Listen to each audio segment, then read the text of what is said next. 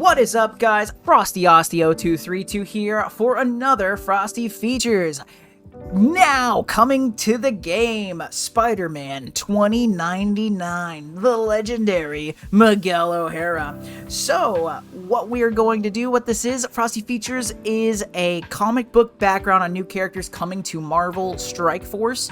Typically, I focus these on the information that's Marvel 616 related, but Spider-Man 2099 is not from the 616, he is from Marvel 928. So, we will be kind of going off of that storyline. So if you haven't, hit me up on Twitch. Also, hit you if you like what you're seeing. Give me a like. Subscribe on YouTube. It's doesn't cost you anything but a couple of clicks. Yeah. We're gonna get started. Spider-Man 2099. Boom, there he is in all his magnificent glory. Name, Miguel O'Hara. This is one of the Spider-Man variants that is not Peter Parker. That's the first thing you need to know. First appearance, Amazing Spider-Man number 365, 1992. This is a preview for Spider-Man 2099 number 1, but still counts in my book. So that's the first time you actually get to see Miguel O'Hara's Spider-Man. Powers and abilities. So, Spider-Man 2099, Miguel O'Hara, he comes with the preloaded set of powers that comes with the Spider-Man. He has spider sense and enhanced athletic ability, etc. So with the spider people, I like to point out the things that make them different from Peter Parker OG in the 616. In Miguel's case, he has telepathy, which spawns somehow some kind of way from his spider sense. He has organic webs, kind of predating the Sam Raimi movies. He has organic webs that come out of his wrists. He also has visual acuity.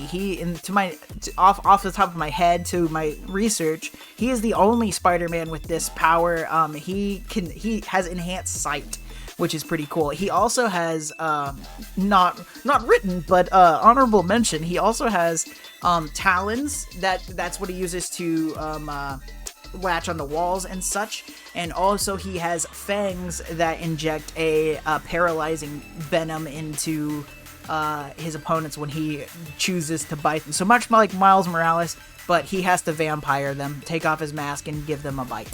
And he does use it on occasion. So yeah, powers and abilities, a little bit different than your standard Spider-Man. Aliases, 2099. He's Spider-Man, right? So he goes by Spider-Man in his timeline, in his world. He ends up deciding to go. He kind of idolized the idea of Spider-Man from the past, right? So he's in the future. He idolized him, so he took on the mantle after he got those sorts of powers. I'll talk about it in a bit, but kind of by a side remark, he only became Spider-Man, not necessarily because it is what his main goal was. Affiliation, Spider Army. Miguel O'Hara likes to work alone very often, or working with small groups that do not get name affiliations. The Spider Army is the group of various spider people who fight the Inheritors. So I've talked a little bit, check out Frosty Features Ghost Spider. We talked a little bit about the Inheritors before. So interdimensional travelers that like to eat totems, and totems are essentially essentially when you think of like people embodying elements, totems are people embodying animals. So Spider-Men are ripe for the feed in the idea of the Inheritors. So they're like interdimensional vampires. I talk a lot about the Inheritors in Frosty Features Ghost Spider, so check that out. We'll talk about them a little bit more here as well. Background, Nueva, I don't know how to pronounce that, so I'm sorry, I know the place exists. Nueva Yorker, this is a, I believe, southern New York area, and he's of Mexican-Irish descent. So alternate reality New Yorker, ultimately. Who died? So we're going to get into some background finally. Mr. Sims and Aaron Delgado. Well, who are they? Well, let me tell you. Alchemax, the real story. So one of the main reasons why I like to do Frosty features is because I feel like when new characters are announced, we don't really give them a good full background on what's going on. So I want to dive a little bit more into this Alchemax thing, because it did announce that he was a biological engineer for Alchemax, but that doesn't really tell you everything. So here we go. First off, Miguel O'Hara became a full adult. He was not a teenager that was changed. They are in the reality of Marvel 928. So on that, just to throw this out here, the difference between 616 and 928, in 928, there is a civil war between humans and the mutants, and the humans win, but both sides take heavy casualties, and the human population is knocked down quite a bit. So he is in the future, well past this civil war. And this Alchemax company that he works for, he's a bioengineer. This company he works for runs the city of Nueva York. So they run the city, and so they are working on trying to they are trying to bioengineer people, so that they are trying to combine human and animal DNA, much like a lot of the Spider-Man research kind of goes to. But even though we're in the future and technology is more advanced, they still haven't quite figured it all the way out. So anyway, they are working on that, and he is afraid. He does not like how Alchemax has such a tight grip on the city already, and then his boss Tyler Stone is like, yo, you need to do this on a human trial, and Miguel's like, yeah, we probably shouldn't try to do that yet, it's not safe. And Tyler Stone's like, I'm pretty sure you want to do that. So due to pressure and trying not to lose his job and such, Miguel's like, all right, we're gonna give this a shot. And they have a test subject named Mr. Sims, and he tries to run the experiment, and lo and behold, Mr. Sims turns into kind of a half man, half creature situation, and then he dies. And Miguel's like, well, this is some horse shit. And so he goes to Tyler and he's like, yo, bro, I quit. And Tyler's like, oh, okay, I respect your decision because somebody died. How about you have a drink with me? And Miguel's like, yeah, that can't go wrong. And then, so they toast, salute, drink it, and of course, Tyler Stone drugged Miguel. So, poison, in the event that he's poisoned, he gets drugged with a drug called Rapture, which is a highly addictive drug. Tyler Stone, the CEO of Alchemax, was like, hey, if I drug this dude and get him highly addicted to this drug, then he'll stick around, right? Because we can cure him, and the only way for him to be cured is to stick around, so he won't leave us. So Miguel was like, F that, I'm gonna go run this experiment on myself, because I'm not gonna give you the satisfaction, and I'm gonna cure myself of this using spider DNA or whatever. So he loads his own genetic code into the machine, he goes to do it himself, and then lo and behold, his supervisor, Aaron Delgado, is like, hey, that guy makes me feel like an idiot. I don't like him because he makes me feel like an idiot, and I see he's using equipment on himself. I'm gonna sabotage the living hell out of him, and he's gonna freaking die. So then he sabotages the machines, there's an explosion, and essentially the splicing works, and he gets Spider-Man-esque powers. So the slight differences than the regular Spider-Man, still gets the spider sense. It's the most important thing for a Spider-Man to have. And in the explosion, there's a hole in the wall, and Aaron gets back to Miguel knocked through this hole or whatever, and he's like hanging on, and Miguel's like, holy crap, I'll come save you, because you don't deserve to die even though you try to kill me. And he runs over there to grab him, and he grabs his arm. He's like, I got you, bro. And then he doesn't realize that when he grabs him that he has his talons. So when he grabs his talons, the talons dig into Aaron's hand, and it makes him let go, and he falls to his death, which is super grim.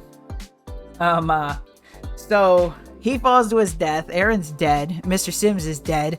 There's a destroyed lab, and Miguel's like, oh shiz, I gotta get out of here. So he takes off, and he's like running through this, he runs through a hole, and he kind of runs out, and he runs into a Thorite, who is a disciple of the Church of Thor, because in the future we have a Church of Thor. Thor is a god, so that's not really out of the realm of imagination, and he's got a hang glider, and him and this Thorite, like, use this hang glider to get away. They fly away or whatever, and the Thorite ends up giving Miguel the hang glider, and Miguel makes a comment. The Thorite's like, who are you? And Miguel's like, I don't know, Easter Bunny, Santa Claus, Spider-Man, whatever. And so the Thorite's like, oh my god, this dude's a reincarnation of Spider-Man. This is amazing. Take my hand glider. And so he gives him the hand glider, and then he's like, you need a mask to conceal your identity so nobody knows what's going on. So he takes the hand glider and he makes his mask. And eventually he uses unstable molecule cloth, and which is a mini unique in Marvel Strike Force, woohoo!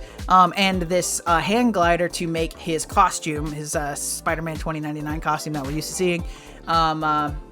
And he ends up donning the name of Spider-Man because Thorite starts calling him that. Yeah. So Thorites and Nightlights, yeah. So he flies away from the scene as Spider-Man, and so lo and behold, everybody. Oh, also, I forgot to say, in successfully bonding his DNA, he did end up getting that rapture cured from him. And everyone thinks that Spider-Man is Aaron Delgado because Aaron Delgado disappeared that night. So yeah, so a lot of background on that first story. That's actually pretty fun, and he actually goes a little while without actually knowing that he can organically spin webs. That comes a little bit later, which is pretty fun. Lila, futuristic AI. So we are in the future.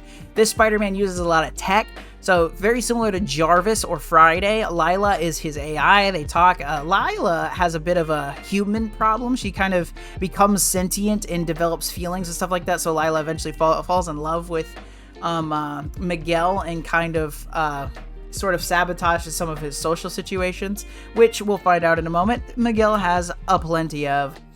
Cool. So relationships, I ended up this is the first one that I had to abbreviate. Relationships, Tyler Stone. Tyler Stone, the one that poisons him, turns out to be his biological father, which he didn't know until much later in life. Conchata O'Hara is his mother, and George O'Hara, who he thought was his actual father throughout his entire life, is actually his stepfather.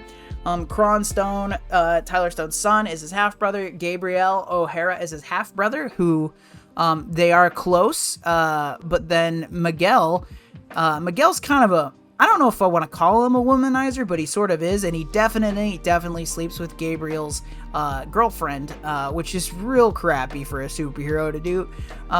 There's my take on that. And then Gabriel O'Hara is Miguel's son. So Gabriel's girlfriend that Miguel sleeps with, her name is Dana D'Angelo, and then he has a son, Gabriel O'Hara, that is named after Gabriel. His mother is Tempest Monroe, who is Honeybee, and then he also has a girlfriend at one point for a while named Xena Kwan. So lots and lots of things, and that's not all of them, that's just some of them. So yeah, he runs into an awful lot of people. So some notable events. He becomes the CEO of Alchemix and joining the Spider Armor. So let's talk about CEO of Alchemix. So as I said, he tries to quit, attempted to kill, whatever. And actually I forgot to say before, when he leaves through that hole after the explosion and stuff, he's trying to kill himself, and the Thorite sort of convinces him not to. So I almost said suicide, that's why. But anyway, so he leaves, and they think, as I said before, Aaron Delgado is Spider-Man, where in fact Aaron Delgado is dead, and Miguel is Spider-Man. So he goes back, and Alchemix is essentially trying, they kind of try to track him down because they want to study him or whatever, and eventually they sort of give up, and Tyler Stone shows up, and he's like, hey, we know that you saw Spider-Man, Aaron Delgado Spider-Man, we want you to come back and work for us, and keep your enemies close, your friends close and your enemies closer. Miguel's like, all right, I'll come work for you all again. And then eventually Dr. Doom, the one and the only, he becomes president of the United States, and he's like, hey, Tyler Stone, I really like what you got going on there over in Alchemex. Why don't you come and work for me and become my Minister of Corporate Affairs? And Tyler Stone's like, that's baller. I love the idea. Let's do that. Miguel O'Hara, I like you. You are going to be the CEO while I'm away. And Miguel's like, yeah, I'll take that. So he becomes the president of the company that he hated so that he could, try to get control over it and run it, better and, be the hero in charge essentially. And as Spider-Man, Dr. Doom actually reaches out to him and he's like, yo, I also like you. Would you be my Minister of Supernormal Affairs? And Miguel's like, heck nah, I'm going to stay the CEO. So he is the CEO of Alchemex for a while until, of course, Dr. Doom, who is a bad guy, gets ousted as the president of the United States. And so after he gets ousted out of the White House, Tyler Stone comes back and he's like, dude, I want my job back. I'm the rightful CEO of Alchemex. And Miguel's like, nah, bro, it's me. You're not. This isn't gonna happen. And Tyler's like, Miguel, I am your father. And Miguel's like, I already know that. I heard you talking to my mom. He overheard it earlier in the comic series. So it's a big I am your father moment, just straight out of Star Wars. And but instead of him going, no, he's like, dude, I already know that. I'm still going to be CEO and you're just get out of my face. And so his mother and his biological father were like, whoa, you already do that, blah, blah, blah, blah, blah. And then he ends up just staying the president of Alchemex, because why not? All right, joining the Spider Army. This is actually super important as well. So the Spider Army is sort of the Web Warriors. This is where you see all of the different spiders kind of working together. In the picture, you see Moreland getting a hold of him. So Miguel starts seeing in his superhero-ness and his effective ways and doing the whole superhero beat, being a friendly neighborhood Spider-Man. He starts getting visions of himself being killed. Different versions of himself, but definitely himself being killed by this vampire looking dude who ends up being Moreland. So he's like, oh crap, what do I do? And so we're in the future, so we've developed time travel, of course. So he sees it a few times, he actually ignores it, but then he sees it a third time and it's extremely clear, and it's Moreland killing one of the versions of himself, and he's like, oh, but he also gets the sense that Moreland is afraid of the 616 Marvel. So that leads Miguel to traveling to Marvel 616 to meet Peter Parker and be like, yo, these Inheritor dudes are coming, whatever. And Peter's like, we already know, fam. We're getting together a team. Join us. And Miguel's like, I'm on that. So he joins and helps the Spider Army defeat the Inheritors. All right. So power time. So for Frosty Features, we like to talk about power scaling. Marvel Strike Force has no form of power scaling, but I like to do it.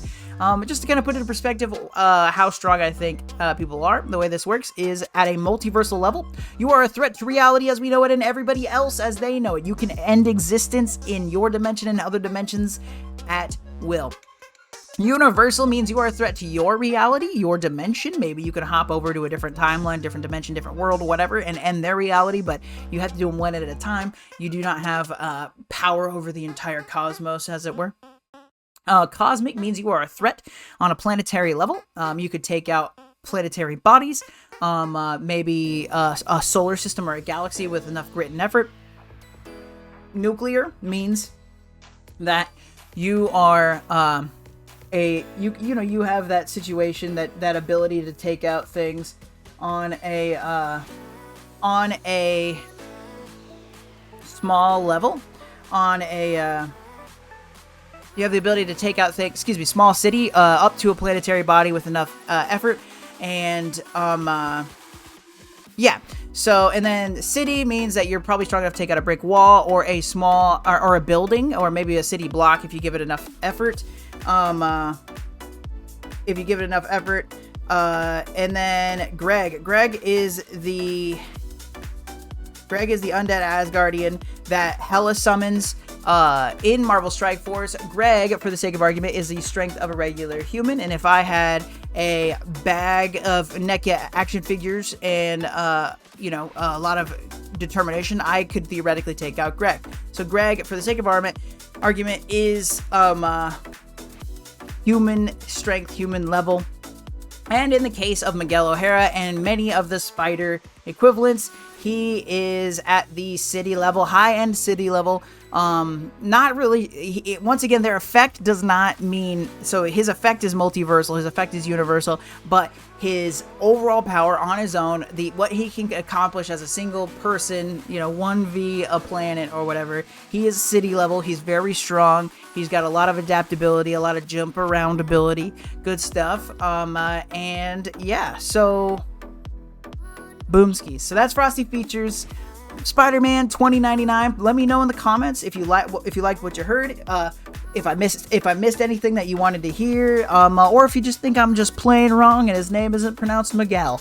I would love to hear it. If you liked the video, please give it a like. Definitely hit subscribe. And also, as a reminder, I stream on Twitch on Sundays starting at 8 a.m. Central Standard Time. It would be fun to get a follow from you. Come hang out, chat. And that's where we record these Frosty Features. Have a good time. All right, well, that is the end of it. I hope you all have a fantastic day. And most importantly, y'all, stay cool.